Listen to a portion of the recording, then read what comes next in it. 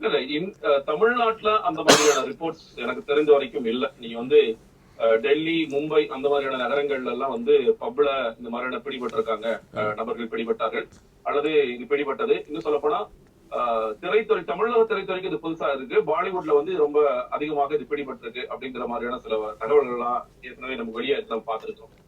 அந்த மாதிரி metro cities தான் குறிப்பா இருக்கு அப்படின்னு சொல்லிட்டு எனக்கு தெரிஞ்சு தமிழகத்துல இது வந்து முதல் முறையாக இருக்குன்னு நான் நினைக்கிறேன். இன்னொன்னு, நீங்க இப்போ காவல்துறை வந்து பல நேரங்கள்ல நாங்க போதைப் பொருளை ஒழிக்கிறோம்னு சொல்லும் பொழுது கஞ்சா வேட்டை தான் அவங்க அடிக்கடி சொல்ற விஷயம். கஞ்சா வேட்டை 1, 2, 3 பல விஷயங்கள்லாம் செஞ்சாங்க. அதை பிடிக்கிறதுக்கு தான் நிறைய நேரங்கள்ல நிறைய விஷயங்கள் பண்ணாங்களே தவிர கொக்கைன் இல்ல மெத்து அப்படிங்கறது எல்லாமே புதுசா இருக்கு. ஏன்னா இது வந்து இது இந்தியால சார் சொன்ன மாதிரி இந்தியால இருந்தது. நிச்சயமாக வெவ்வேறு நாடுகள்ல இருந்து வெவ்வேறு ரூட்ல கடத்திட்டு வரப்படுகிறது. ஒரு அதிர்ச்சியான தகவல் என்னன்னு கேட்டீங்கன்னா, இந்தியா வந்து மெத்து கொக்கைனுக்கெல்லாம் வந்து ஒரு ஹப்பா மாறிட்டு இருக்கு அப்படிங்கிற ரிப்போர்ட்ஸ் எல்லாம் வந்துட்டு இருக்கு. கடந்த அக்டோபர் 2024 நீங்க வந்து எவ்வளவு பிடிக்கிறாங்கன்னு கேட்டீங்கன்னா, டெல்லியில வந்து கிட்டத்தட்ட ஒரு 560 கிலோ, அதாவது 1200 பவுண்டு கொக்கைனும் 40 கிலோ மரிஜுவானாவும் போன அக்டோபர்ல பிடிபட்டது. அதோட வேல்யூ வந்து என்ன சொல்றாங்கன்னா கிட்டத்தட்ட $669 மில்லியன். நீங்க பாத்தீங்கன்னா 669 மில்லியன் யூஎஸ். அதுக்கப்புறம் நிறைய பேர் அரெஸ்ட் பண்றாங்க. கொஞ்ச நாள்லயே அடுத்த ஒரு 208 கிலோ பிடிக்கிறாங்க கொக்கைன். அது வந்து சிப்ஸ் பாக்கெட், அப்புறம் அதர் ஃபுட் பாக்கெட்ஸ்ல வந்து அதை வச்சு அதை கடத்திட்டு வர்றாங்க அப்படிங்கிறது. அதே அதே மாசத்துல, அதாவது நான் போன வருஷத்திலேயே அக்டோபருக்கு பிறகு டெல்லி குஜராத் போலீஸ் டிபார்ட்மெண்ட் 2 பேரும் சேர்ந்து கிட்டத்தட்ட 518 கிலோ கொக்கைன் எங்க பிடிக்கிறாங்கன்னா ஒரு பார்மா கம்பெனி, குஜராத்ல இருக்கிற பார்மா கம்பெனி பிடிக்கிறாங்க. அதோட வேல்யூ வந்து $595 மில்லியன் அப்படின்னு சொல்றாங்க.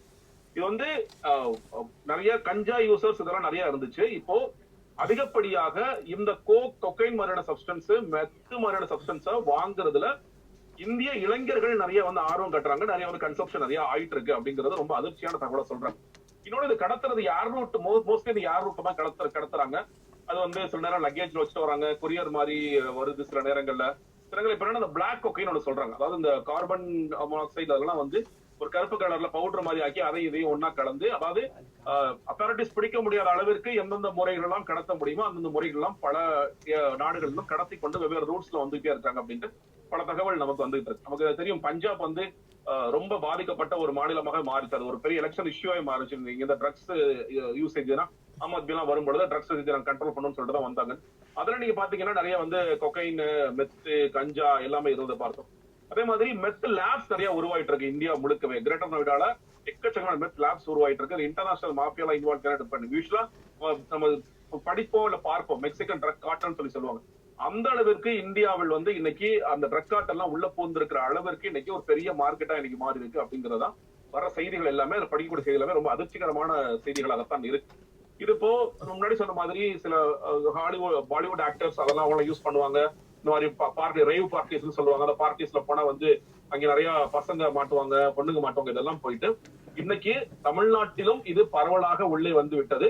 அதை இந்த நடிகர்கள் பயன்படுத்தி கொண்டிருக்கிறார்கள், பிக் ஷாட்ஸ் பயன்படுத்துறாங்க, பப்புக்கு போறவங்க பயன்படுத்துறாங்க அப்படிங்கிறது இன்னைக்கு வந்து இதை சரியான விதத்தில் தான் காவல்துறை அணுகி கொண்டிருக்கிறார்களா அப்படிங்கிற ஒரு பெரிய கேள்வி எழுப்புது. வந்து வெவ்வேறு, அதாவது சேலஞ்சஸ் அதிகமாயிட்டே இருக்கு. அந்த சேலஞ்சஸ்க்கு ஏற்ற மாதிரி காவல்துறை நார்கோட்டிக்ஸ் பியூரோ ஒர்க் பண்றாங்களா அப்படிங்கிற கேள்வியே எழுந்திருக்கு.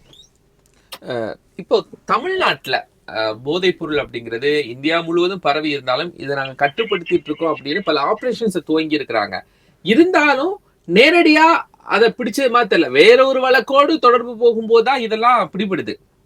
அப்ப நேரடியா போதை ஒழிப்புல இறங்கலையா காவல்துறை?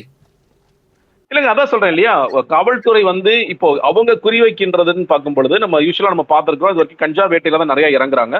கஞ்சா வேட்டையில சார் இல்ல நம்ம சொல்றோம் கஞ்சா வேட்டை தான், அதெல்லாம் சாருடைய காலம். சார் சொல்றாருல 20 வருஷத்துக்கு முன்னாடியே இத்தனை வழக்குகள் எல்லாம் போட்டோம். ஆனா இன்னைக்கு கடந்த 5-10 ஆண்டுகளாக கொக்கைன், இப்ப சமீப காலமா மெத், இது போன்றதெல்லாம் ரொம்ப அதிகப்படியான புழக்கத்துல இருக்கிற போது இது இன்றைய காவல்துறையினருக்கு தெரியும்.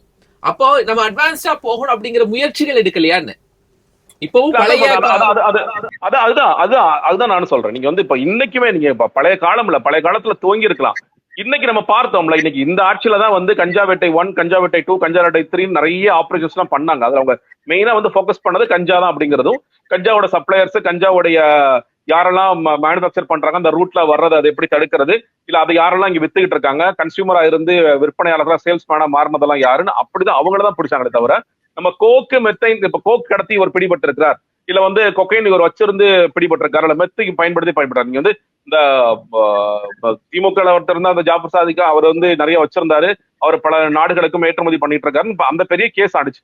ஆனா தமிழகத்துக்குள்ள கோக் வைத்திருந்த ஒருவரை பிடிபட்டார், இல்ல வந்து அந்த மாதிரியான கேஸ் வந்து கஞ்சாவோட கம்பேர் பண்ண ரொம்ப கம்மி தான். நீங்க ஒண்ணும் இல்ல, காலேஜ் பசங்களை சில பேர் அரெஸ்ட் பண்ணுவாங்க, நீங்க ஆந்திரால சில பேர் வந்து கடத்திட்டு வந்து அதை கோக் கஞ்சா வித்தாங்கிற செய்திகள் இருக்குமே தவிர இதுல வந்து ரொம்ப ரொம்ப குறைவாகத்தான் இருக்கிறது. இதற்காக தமிழ்நாடு காவல்துறை எந்த அளவுக்கு அதற்கான திட்டங்களை வச்சிருக்காங்க அப்படிங்கறதே நமக்கு பொதுமக்களுக்கு பொது பார்வையில இல்லைன்னு சொல்றேன்.